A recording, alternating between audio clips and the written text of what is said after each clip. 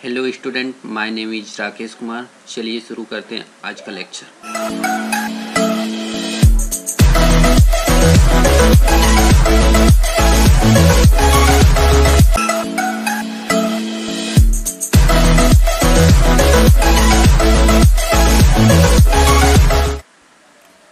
ये pointer series का तीसरा वीडियो है जिसमें हम डिस्कस करेंगे डायनेमिक मेमोरी एलोकेशन के बारे में। तो सबसे पहले ये जानते हैं कि इसकी ज़रूरत क्या पड़ी कि हमें डायनेमिक मेमोरी एलोकेशन चाहिए।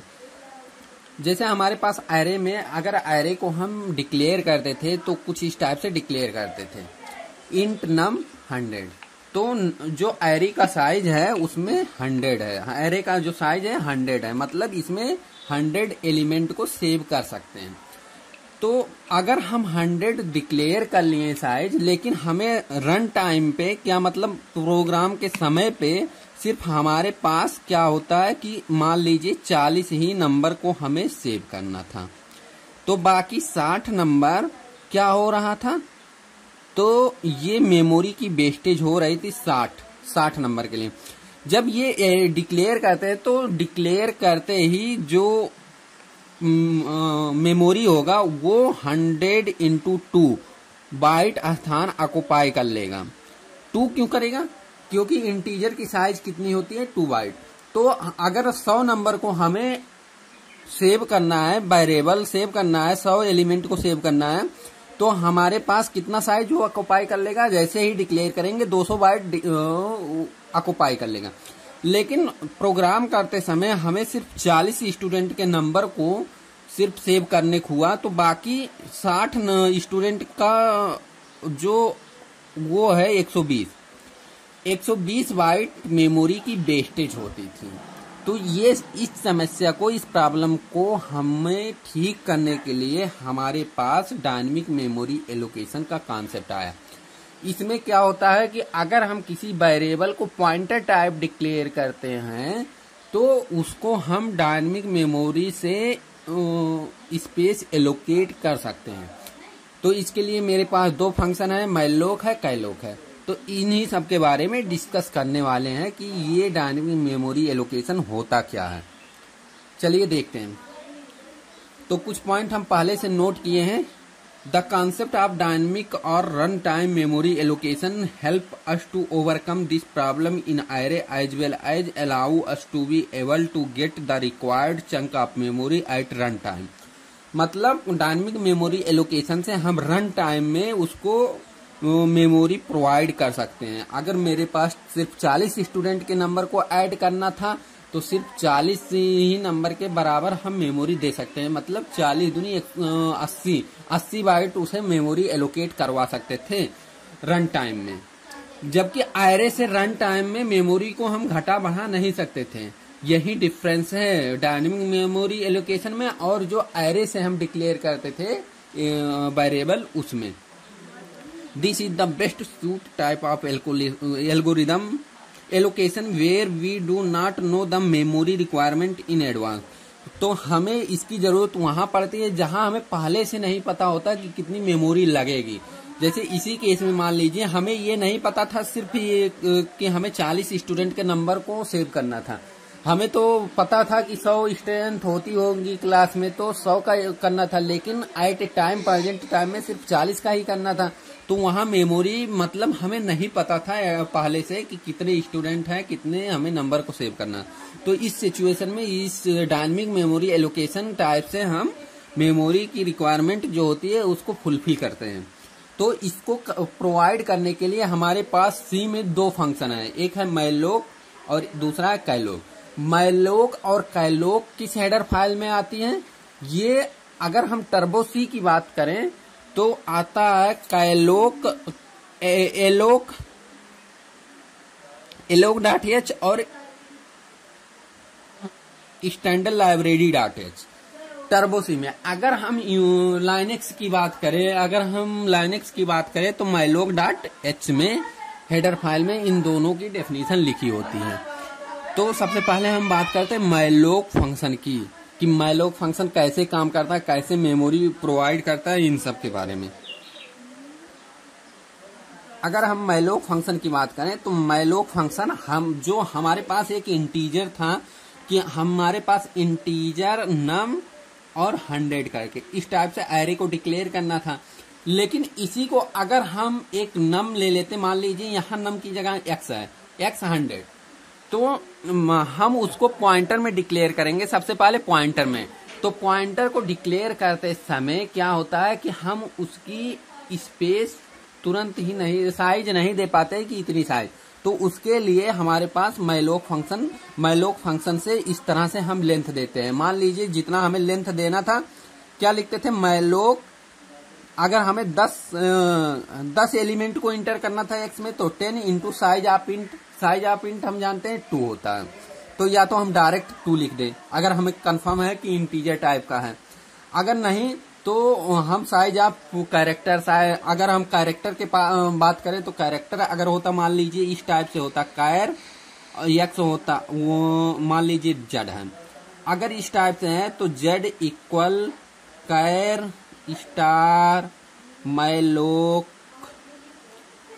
मान लीजिए हमारे 20 कैरेक्टर वो ऐड करना था, 20 इंटू, अगर कैरेक्टर की बात करें कितना ऑक्युपाई करता है मेमोरी, तो 1 बाइट करता है, तो डायरेक्ट हम 1 लिख दें, या साइज ऑफ एक ऑपरेटर होता है, पढ़ा चुके हैं पहले आप लोग, और कैर, यहाँ इस टाइप से हम मेमोरी एलोकेट करवा सकते थे कैरेक्टर के लिए।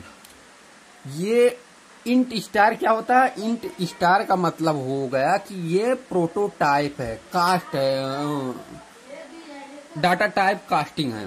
malloc किस तरह से इंटीजर टाइप का वो रिटर्न करेगा। malloc फंक्शन जो है, जो स्पेस देगा उसमें इंटीजर टाइप की वैल्यू को इंटर करना पड़ेगा। इतना समझ में आया? तो malloc से कैसे हम किसी वेरिएबल को डिक्लेयर करते हैं, कैसे उसके लिए मेमोरी प्रोवाइड करते हैं, ये दो लाइन है। क्या है? मान लीजिए इंट टाइप का इसी इंट x 100 एरे के हिसाब से हमें, मान लीजिए हमें डायनेमिक मेमोरी एलोकेशन से करना है, तो किस तरह से लिखेंगे? हमें x को एक पॉइंटर एज्यूम कर लेंगे, मान लेंगे, और x के लिए कितनी साइज हमें मेमोरी की आवश्यकता है, इस स्टेटमेंट से हम कर सकते हैं। अब malloc फंक्शन कैसे यूज करते हैं, एक प्रोग्राम से हम लोग समझते हैं।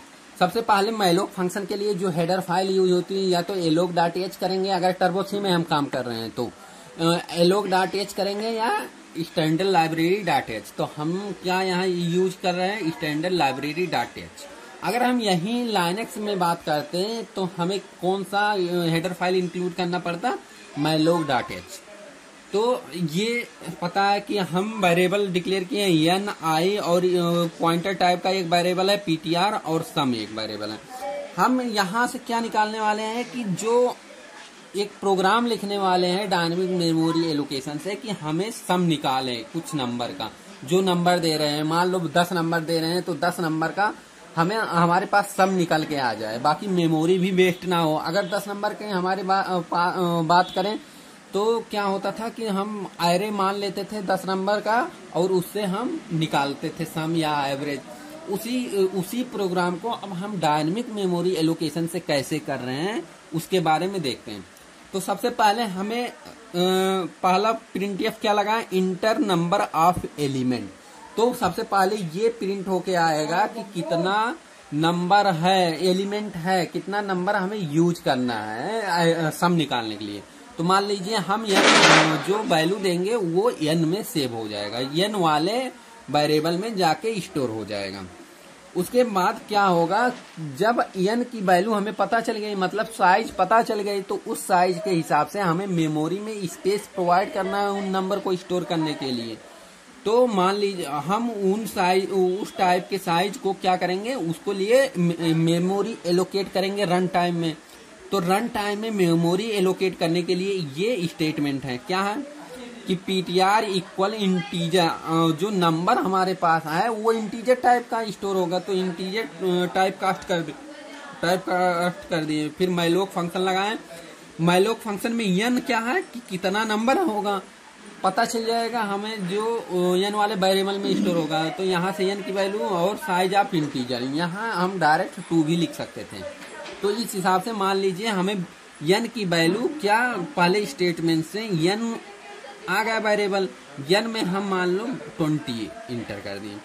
तो पीटीआर वाले वेरिएबल में क्या होगा कि पीटीआर वाले में अब कितना मेमोरी ऑक्युपाई करेगा, 20 इंटू 2, 40 बाइट मेमोरी ऑक्युपाई कर लेगा, जो नंबर आ जाएगा उसको सेव करने के लिए। तो अब हम पहले चेक कर लेते हैं कि पीटीआर के द्वारा जो डायनेमिक मेमोरी एलोकेशन है उसके द्वारा हमारे पास मेमोरी मिली कि नहीं। अगर पीटीआर इक्वल नल है, पीटीआर की वैल्यू 40 नहीं आई है, तो क्या होगा कि एरर मैसेज आएगा कि मेमोरी नॉट एलोकेटेड, तो एग्जिट हो जाएगा।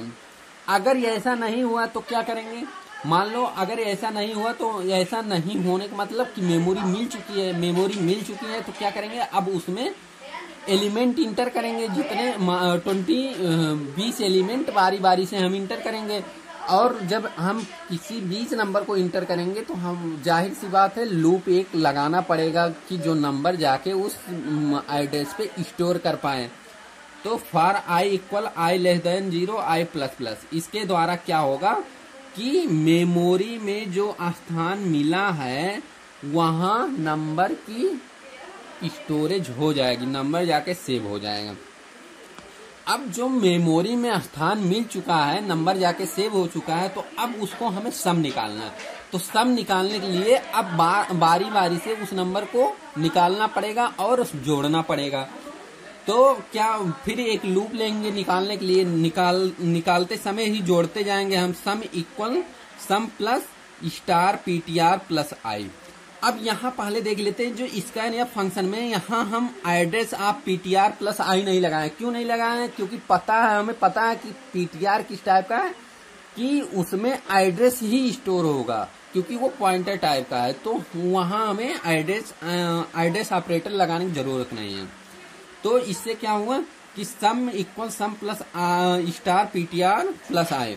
तो सम पहले कितना है, 0, पीटीआर प्लस आई मतलब पहला एलिमेंट जो है वहां की वैल्यू आ जाएगी, उस एड्रेस की वैल्यू आ जाएगी। मान लीजिए हम 20 एलिमेंट कर रहे हैं 1 से 20 तक, तो पीटीआर प्लस आई पहला एलिमेंट जो आएगा 1 आएगा, तो सम 0 प्लस 1 1 होगा, वो जाके सम में सेव हो जाएगा। फिर आई की वैल्यू बढ़ेगी। इस तरह से हमारे पास जो 20 नंबर हम दिए होंगे वो सम वाले वेरिएबल में ऐड होके आ जाएगा। अब इसको हमें प्रिंट कराना है, तो प्रिंट या फंक्शन लगा के सम वाले वेरिएबल में जो डाटा स्टोर होगा उसको प्रिंट करवा लेंगे। हमें लगता है कि समझ में आ गया होगा। बस इसमें कॉन्सेप्चुअल क्या था कि हम यहाँ डायरेक्ट कोई हम एरे नहीं ले रहे हैं 20 नंबर का, हम उसको डायनेमिक टाइप में मेमोरी एलोकेट कर रहे हैं। डायनेमिक टाइप में मेमोरी एलोकेट करने के लिए मैलोक फंक्शन का यूज किए। मैलोक फंक्शन का जो सिंटैक्स होता है, पहले तो एक पॉइंटर लेंगे, उस पॉइंटर के हिसाब से हमें मेमोरी एलोकेट करने का ये स्टेटमेंट है। बस हमें लगता है कि समझ में आ गया होगा मैलोक फंक्शन। अब हम लगे हाथ कैलोक फंक्शन की बात कर लेते हैं, क्योंकि डायनेमिक मेमोरी एलोकेशन में 2 फंक्शन यूज होते हैं, मैलोक और कैलोक। और तो जब मैलोक पढ़ चुके हैं उसमें थोड़ा सा माइनर सा डिफरेंस है मैलोक और कैलोक में। जो कैलोक फंक्शन है उसमें जो होता है 2 पैरामीटर होता है, कैलोक फंक्शन है। जो मैलोक फंक्शन था इसमें सिर्फ 1 पैरामीटर था, क्या था, n into size of int, n into 2 था। यहाँ लेकिन 2 पैरामीटर है, n है और 2 है। 2 क्या है, साइज है, हम डायरेक्ट 2 लिख दे रहे हैं, साइज लिख दे रहे हैं, मतलब यहाँ कामा लगा है, मतलब 2 पैरामीटर यूज हुआ है बस, और कोई डिफरेंस नहीं। और एक टेक्निकली डिफरेंस ये है कि जो मैलोक फंक्शन में मान लो वो साइज मेमोरी में स्पेस ऑक्युपाई होगा, तो वहाँ जो पहले वैल्यू स्टोर होगी गार्बेज वैल्यू स्टोर होगी। लेकिन कैलोक के केस में क्या होती है कि 0 वैल्यू स्टोर होती है। यहाँ हम पॉइंट लिखे हैं, पढ़ के भी एक बार बता दे रहे हैं। The calloc function work exactly similar to malloc function except for the fact that it need 2 argument as against the one required by malloc। जैसा कि हम पहले बता चुके हैं कि मैलोक में सिर्फ एक पैरामीटर होता था और कैलोक में 2 पैरामीटर यूज होता है। और दूसरा डिफरेंस क्या है, माइनर डिफरेंस क्या है कि जो मैलोक और कैलोक फंक्शन है, मैलोक में क्या गार्बेज वैल्यू कंटेन करता था, लेकिन कैलोक में क्या होता था कि 0 वैल्यू कंटेन करता है, जैसे ही मेमोरी हमारे पास मिल चुकी है। तो हमें लगता है कि मैलोक और कैलोक फंक्शन समझ में आया। ये काफी इम्पोर्टेंट टॉपिक है डायनेमिक मेमोरी एलोकेशन, सेमेस्टर के दृष्टि से भी और बाकी सी प्रोग्रामिंग सीखने की दृष्टि से भी काफी इम्पोर्टेंट। ये पॉइंटर सीरीज का चौथा वीडियो है जिसमें हम डिस्कस करेंगे पॉइंटर एरे के बारे में, कि एरे में पॉइंटर का यूज कैसे करते हैं, इसके बारे में हम डिस्कस करेंगे। तो हम लोग जानते हैं कि एरे क्या होता है कि जो सिमिलर टाइप का कलेक्शन ऑफ एलिमेंट होता है, मतलब एक ही तरह के डेटा टाइप को स्टोर करने का, कॉन्सिक्यूटिव मैनर में स्टोर करने का एक तरीका होता है एरे। अगर हम एरे को डिक्लेयर करते थे तो इंट, मान लीजिए एरे का नेम ए है तो कुछ इस टाइप से डिक्लेयर करते हैं। तो 7 क्या है, एरे का साइज है। अगर किसी वेरिएबल के आगे ये बड़ा वाला कोष्टक लगा है तो क्या होता है, वो एरे की तरह यूज होता है। जो उस कोष्टक में लिखा जाता है वो एरे की साइज लिखा जाता है, मतलब इसमें 7 एलिमेंट स्टोर हो सकते हैं। अगर 7 एलिमेंट की बात करें तो 0 से लेके 6 तक क्या करते हैं कि स्टोर करते हैं। तो कुछ मेमोरी में इस तरह का स्ट्रक्चर बनता होगा। ये क्या होता है कि एरे एलिमेंट होता है, एलिमेंट नेम मान लीजिए, और जो इसके अंदर लिखा जाता है क्या होता है, वैल्यू होता है, और एक होता है एड्रेस। एड्रेस का मतलब क्या हुआ कि किस जगह पे वो स्टोर है, वो एरे का मतलब कहाँ स्टोर है मेमोरी में। मान लीजिए एड्रेस 1000, तो A1 का एड्रेस क्या होगा, हम जानते हैं कि जो इंटीजर होता है, इंटीजर टाइप डेटा टाइप होता है, वो कितनी जगह लेता है, 2 बाइट लेता था। तो अगर इसका बेस एड्रेस 1000 है तो नेक्स्ट का होगा 1002, इसका होगा 1004, इसका 1006, इसका 1008, इसका 1010, इसका 1012। ये क्या है, एड्रेस है एरे का। तो जब ये एरे शुरुआत में डिक्लेयर होगा तो कंपाइलर क्या करता है कि इसके हिसाब से क्या करता है कि जब कंपाइल होता है ये स्टेटमेंट तो उस समय क्या करता है कि एक बेस एड्रेस जनरेट कर देता है। बेस एड्रेस का मतलब जो 0 इंडेक्स पे है, जो पहला वैल्यू है, जो पहला एलिमेंट है, उसके एड्रेस को क्या बोलते हैं, बेस एड्रेस। तो एक बेस एड्रेस जनरेट करता है और साथ ही साथ एक पॉइंटर जनरेट करता है। पॉइंटर क्या जनरेट करता है, जिस एरे का नेम, जो एरे का नेम होता है उसी नाम से एक पॉइंटर जनरेट कर देता है। तो एक पॉइंटर ए जनरेट हुआ। पॉइंटर कहने का मतलब क्या है कि वो किसी ना किसी का एड्रेस स्टोर करेगा। तो जो पॉइंटर जनरेट होता है वो किसका एड्रेस स्टोर करता है, जो पहला एलिमेंट होता है उसका एड्रेस स्टोर होता है। एड्रेस कहने का मतलब कि अगर हम ए की बात करें तो ए में क्या है, ए इक्वल एड्रेस ऑफ A0 है। इतना समझ में आया। ये बाय डिफॉल्ट क्या होता है, कंपाइलर ऐसा जनरेट करता है, एक ए पॉइंटर जनरेट कर देगा। तो पॉइंटर जो जनरेट होगा बाय डिफॉल्ट वो पहले पोजीशन को इंडिकेट करता, मतलब जो पॉइंटर उसमें लगा, पॉइंटर किस नाम से जनरेट होगा, जिस नाम से एरे होगा। मान लीजिए अगर नम नाम से एरे है तो नम से पॉइंटर जनरेट होगा। पॉइंटर जो इंडिकेट करेगा पहले एलिमेंट को इंडिकेट करें।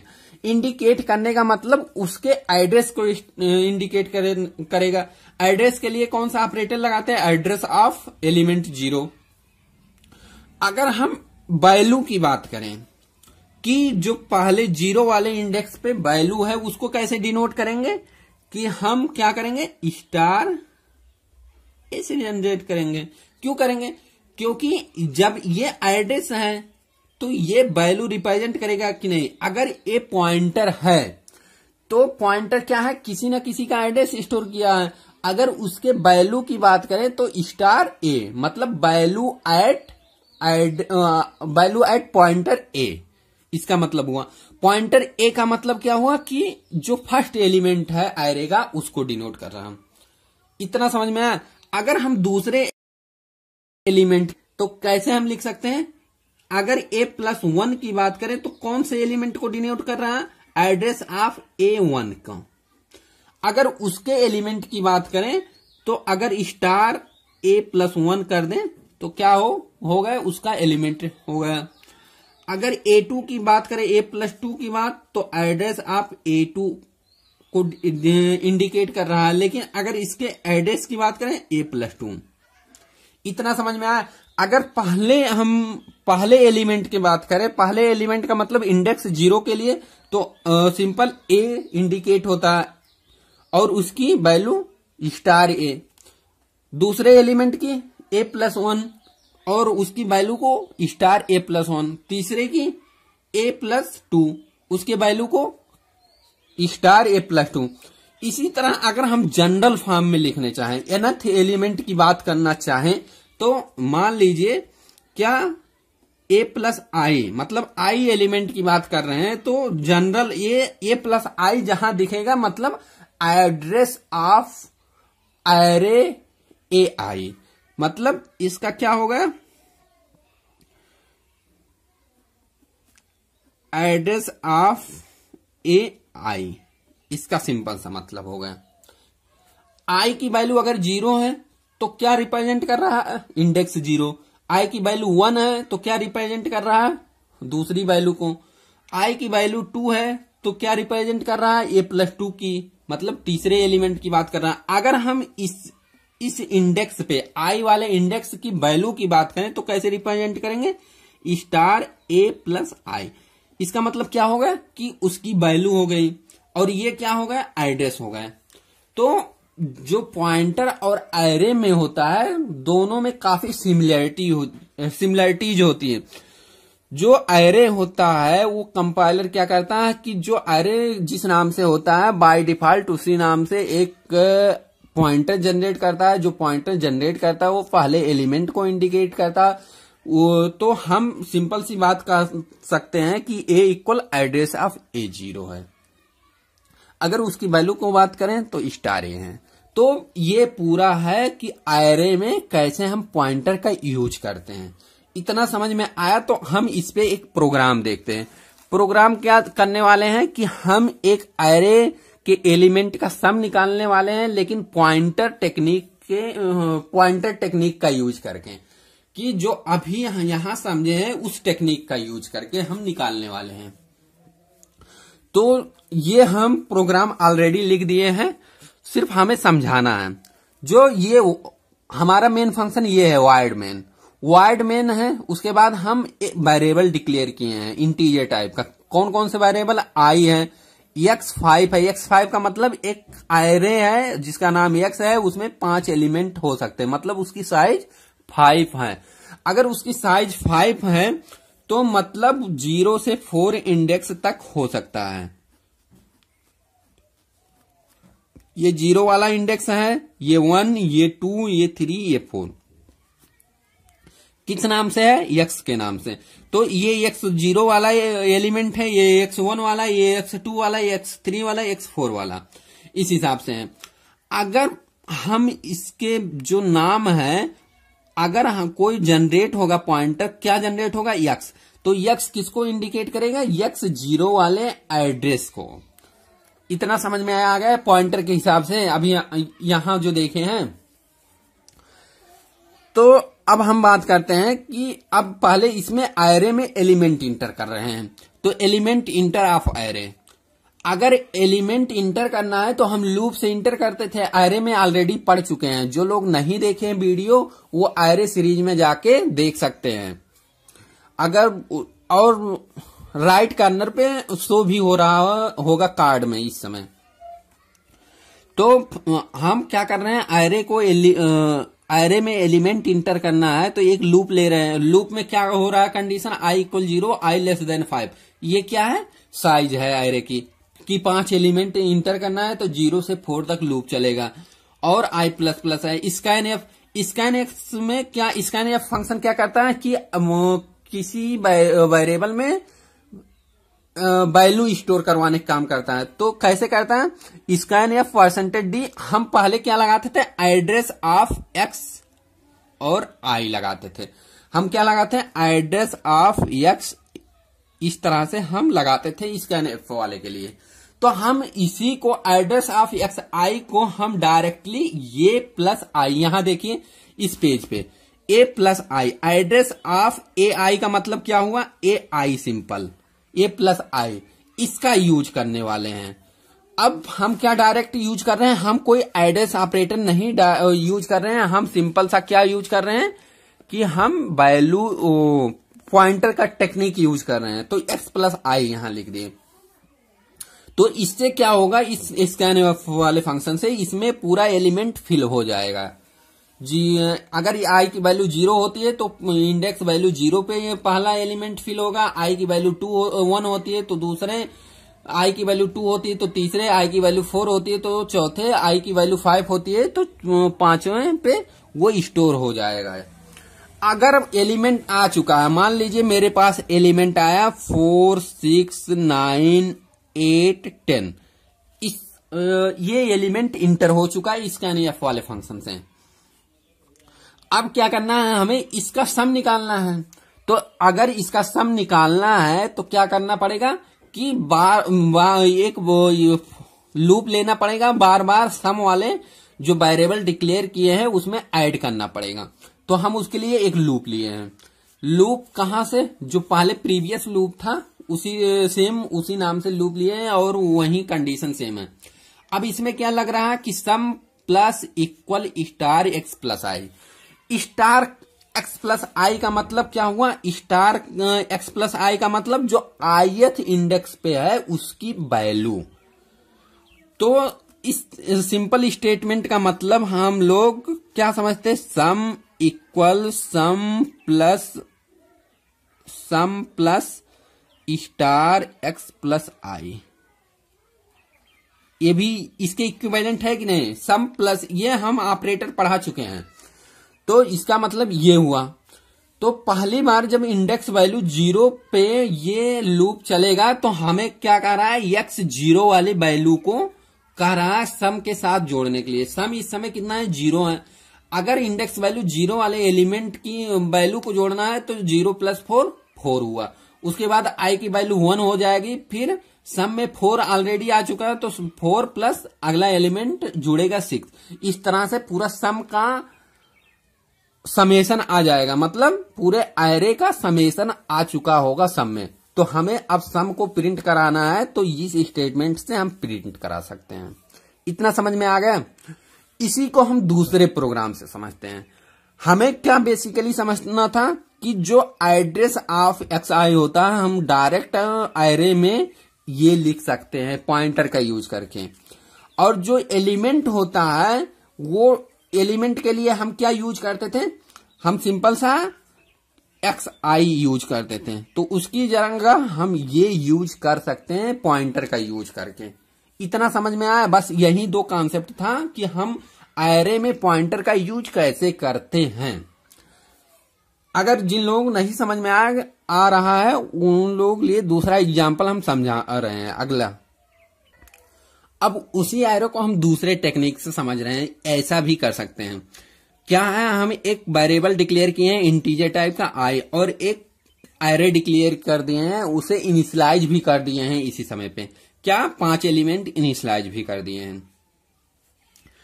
और एक पॉइंट हम क्या डिक्लेयर कर रहे हैं, एक वेरिएबल डिक्लेयर कर रहे हैं पॉइंटर टाइप का। उसमें इस समय क्या वैल्यू डाल रहे हैं हम, ए का मतलब यहां क्या हुआ कि अगर ये 5 एक एरे है तो ए का मतलब सिंपल क्या हुआ कि एड्रेस ऑफ ए 0। समझ में आया। अगर हम जनरल रूप में बात करें तो एड्रेस ऑफ क्या होगा, नहीं, ए का मतलब सिंपल सा सिर्फ यही होता है, एड्रेस ऑफ A0। कोई जनरल फॉर्म नहीं होता है इसका। अगर हम A+1 की बात करते हैं तो क्या होता है, एड्रेस ऑफ A1, इस टाइप से होता है। तो यहां जो पॉइंटर वेरिएबल हम डिक्लेयर किए हैं उसमें इस समय किसका एड्रेस है, A0 वाले एलिमेंट का एड्रेस आ चुका है पॉइंटर वेरिएबल में। अगर पॉइंटर वेरिएबल में ये एरे डिक्लेयर होते ही कुछ इस टाइप से बना होगा, 1 2 3 4 5 आया होगा, ये A इंडिकेट कर रहा है इस एलिमेंट को, इस वाले एलिमेंट के एड्रेस को। मतलब सिंपल मान लीजिए अगर 2001 से स्टार्ट है, मतलब बेस एड्रेस को इंडिकेट कर रहा होगा।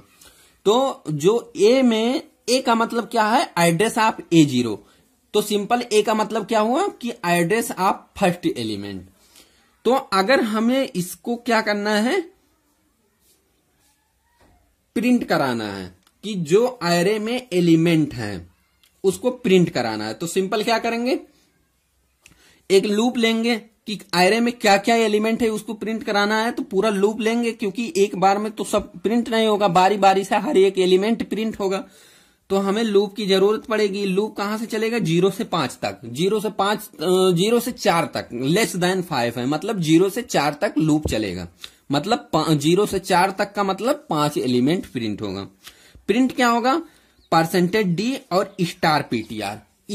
$ptr का मतलब क्या हुआ कि value of index 0, A0 of index A0 पहले प्रिंट होगा, तो ये प्रिंट हो जाएगा, 1 प्रिंट हो जाएगा।